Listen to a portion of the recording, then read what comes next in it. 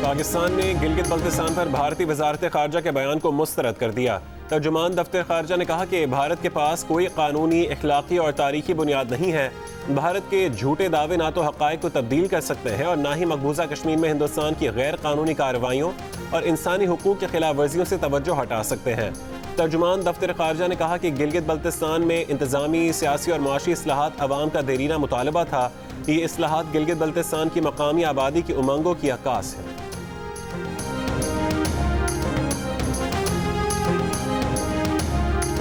जब opposition blackmail करने में नाकाम हो गई तो आर्मी चीफ और ISI चीफ के खिलाफ हो गई। अगर ये आर्मी चीफ और DG ISI के खिलाफ बात कर रहे हैं तो उसका मतलब है कि हुकूमत ने दोनों को ठीक मुंतखब किया।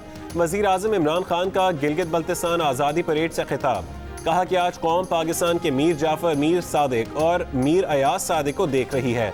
ये वो लोग हैं जो आज मोदी की ज़बान बोल रहे हैं। आने वाले दिनों में देखेंगे कि किसकी टांगें कांपती हैं और किसके माथे पर पसीना आता है। वज़ीर आज़म का गिलगित बल्तिस्तान को अबूरी सूबे की हैसियत देने के फैसले का ऐलान।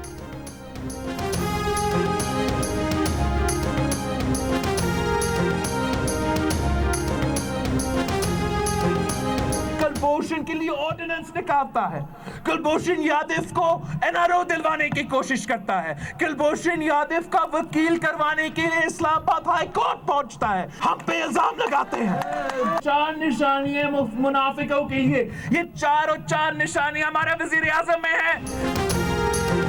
बिलावल भुट्टो जरदारी ने इमरान खान को झूठा और मुनाफिक करार दे दिया। जलसे से खिताब में कहा कि मोदी की जीत की दुआ करने वाला, रात के अंधेरे में कुलभूषण के लिए ऑर्डिनेंस लाने वाला और कश्मीर का सौदा करने वाला ऑपोजिशन पर कैसे इल्जाम लगा सकता है कि वो मोदी के बयानिए पर चल रही है। बिलावल ने यह भी कहा कि एक वजीर आजम एक तकरीर में इतने झूठ कैसे बोल सकता है। कुछ तो अपने ओहदे का ही लिहाज कर लो। आपने करप्शन के सारे रिकॉर्ड तोड़ दिए। वजीर आजम में मुनाफिक की सारी निशानियां मौजूद हैं।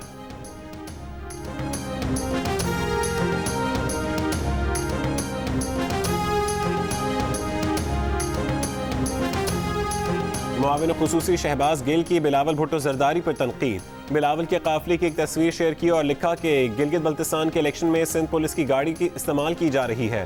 वजीर आजम और वजीर कश्मीर के दौरे गिलगित बल्तिस्तान पर एहसन इकबाल के एतराज़ के जवाब में शहबाज गिल ने लिखा कि वो 28 अक्टूबर को ही MNA और पब्लिक ऑफिस होल्डर बिलावल के दौरे पर कह चुके हैं कि अब आप दौरा कर रहे हैं तो हुकूमती वज़रा के दौरे पर एतराज़ नहीं कीजिएगा।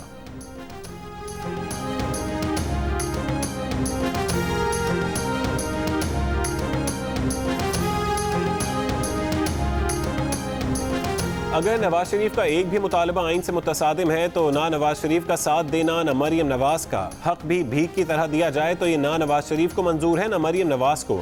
मरियम नवाज का लाहौर में नून लीग के शेर जवान मूवमेंट की तकरीब से खिताब, कहा कि इस मूवमेंट का मकसद नौजवानों को हाइब्रिड निज़ाम के खतरात समझाना है। हुकूमत का सबक पढ़ने से इनकार करने वालों को नैब की जेल में डाल दिया जाता है।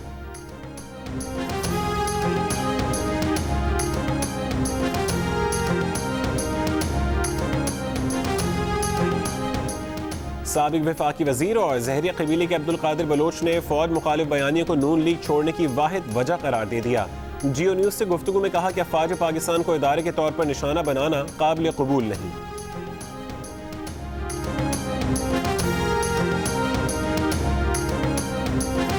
मुस्लिम लीग नून के सीनियर रहनुमा शाहिद खाकान अब्बासी ने कहा है कि अगर general retired Abdul Qadir Baloch party बयानिए का बोझ नहीं उठा सकते तो आराम से घर बैठे।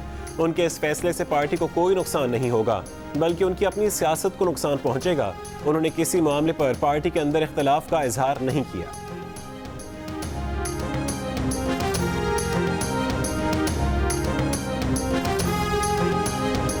नून लीग के रहनुमा अयाज सादिक ने कहा है कि उन्होंने हुकूमती अरकान के बारे में जो कहा वो हुकूमती लोग अफवाज पाकिस्तान पर डाल रहे हैं।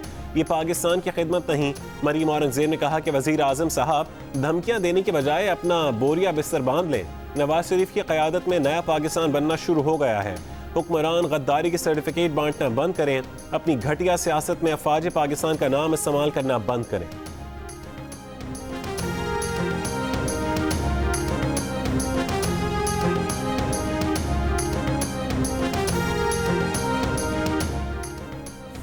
अयाज सादिक ने आर्मी चीफ का नाम नहीं लिया। वो वजीर खारजा के बारे में बात कर रहे थे। वफाकी वजीर फवाद चौधरी की भारतीय टीवी को इंटरव्यू में वजाहत, कहा कि जैसे भारत में सियासतदान एक दूसरे की टांग खींचते हैं वैसा ही पाकिस्तान में भी खींचते हैं।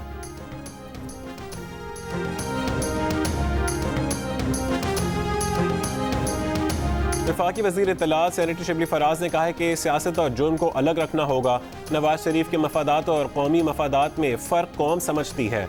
नवाज शरीफ के हवारियों को भी मफादात और कौमी मफादात में फ़र्क मानना पड़ेगा।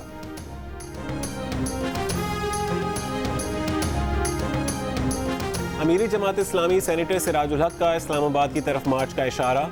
बाजोड़ में जलसे से खिताब के दौरान कहा कि इस्लामाबाद की तरफ चलने का वक्त आ गया है। जमात इस्लामी ना मौलाना की तरह धरना देगी और ना ही मौलाना की तरह वापस आएगी। तब्दीली की जो सुनामी आई है उससे अवाम वैसे ही पनाह मांग रहे हैं जैसे शैतान से मांगी जाती है। कीमतों में कमी नहीं हुई तो आगे बढ़कर गिरेबान में हाथ डालेंगे। क्रिकेट खेलना कुछ और काम है, हुकूमत करना कुछ और काम है।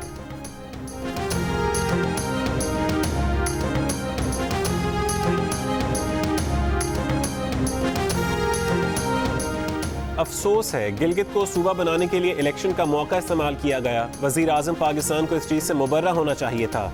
वज़ीर आज़म आज़ाद कश्मीर राजा फारूक हैदर का जम्मू कश्मीर लिबरेशन फ्रंट के तहत कुल जमाती कॉन्फ्रेंस से खिताब। कहा कि गिलगित बल्तिस्तान को सूबा बनाना सियासी नहीं, सिक्योरिटी इशू है। सूबा बनने के बाद गिलगित बल्तिस्तान के लोगों को टैक्स देना होगा।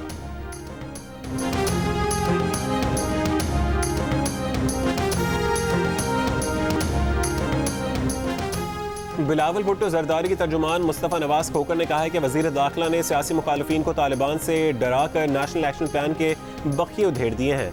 वज़रा के गैर जिम्मेदाराना बयानात फैटफ में पाकिस्तान के लिए मुश्किलात खड़ी करेंगे। दुनिया पाकिस्तान पर जो इल्ज़ामात लगाती है वज़रा उनकी तस्दीक और तायीद कर देते हैं। साबित हो गया कि बेनज़ीर भुट्टो शहीद ने अपने कातिलों में एजाज शाह का नाम दुरुस्त लिया था।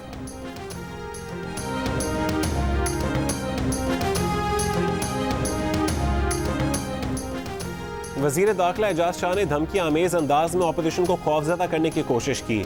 उन्हें फौरी तौर पर हटाकर ट्रूथ कमीशन बनाया जाए। रियासत एजाज शाह के बयानी पर अपनी पोजीशन वाज़े करे। अवामी नेशनल पार्टी के रहनुमा मियां इफ्तिखार हुसैन का बयान। कहा कि ANP हालिया बयानी पर किसी सूरत खामोश नहीं रहेगी।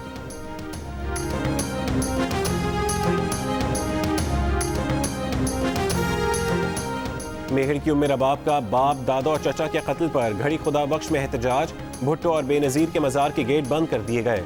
उम्र रबाब का रहनुमा पीपल्स पार्टी निसार खोड़ों पर मुल्ज़िमान की तरफदारी का इल्ज़ाम। कहा कि अदालत के हुक्म पर छापे मारे गए तो चादर और चार दीवारी का तकद्दुस याद आ गया। मफरूर मुल्ज़िमान गुलाम मुर्तज़ा चांडिया और जुल्फ़कार चांडियों के बलूचिस्तान फरार होने की इत्तलात। एडिशनल IG सखर ने गिरफ्तारी के लिए बलूचिस्तान हुकूमत से राबते का टास्क SSP लाड़काना को दे दिया।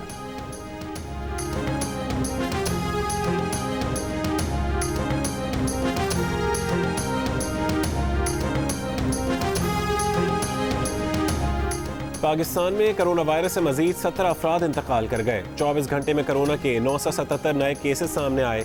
31 अक्टूबर को कोरोना के 27,665 टेस्ट किए गए।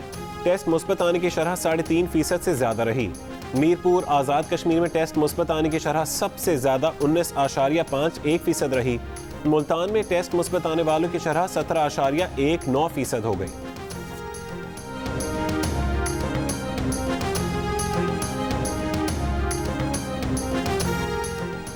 सर्दी बढ़ते ही मुल्क के मुख्तलिफ शहरों में गैस प्रेशर कम हो गया। कोयटा में एक तरफ गैस प्रेशर की कमी से घरों में खाना बनाना मुहाल हो गया तो दूसरी जानिब नान बाइयों की 11 रोज़ा हड़ताल ने रोटी का हुसूल भी मुश्किल बना दिया। रोटी की कीमत बढ़ाने के लिए नान बाइयों का आज वज़ीर आला हाउस बलूचिस्तान के सामने धरने का ऐलान।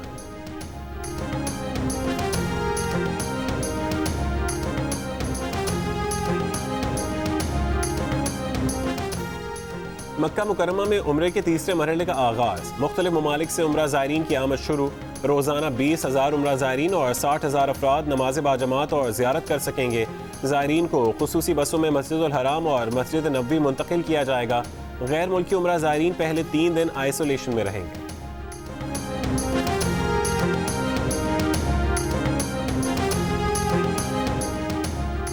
जियो और जंग ग्रुप के editor in chief Mir Shakeel Rahman 234 रोज से कैद में। मीर शकील रहमान की गिरफ्तारी, रोजनामा जंग, द न्यूज़ और जियो TV बंद करने की कोशिशों के खिलाफ मुख्तलिफ शहरों में एहतजाज का सिलसिला जारी।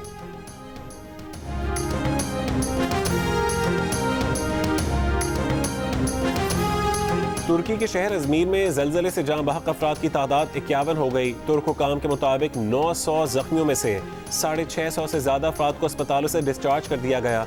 मुतासर इलाकों में आफ्टर शॉक्स का सिलसिला भी जारी।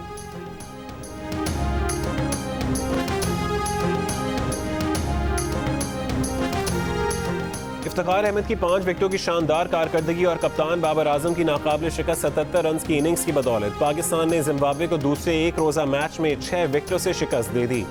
207 रन का टारगेट 33वें ओवर में हासिल कर लिया। 3 मैचों की सीरीज में 2-0 की फैसला कुन बरतरी।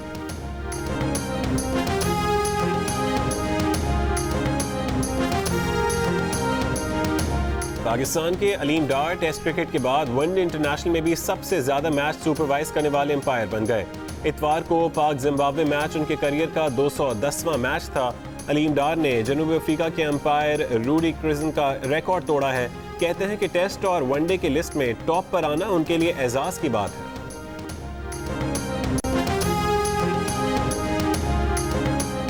टूट ही गया दिल, ये टूटे सारे सपने मेरे, दिल को न गवारा।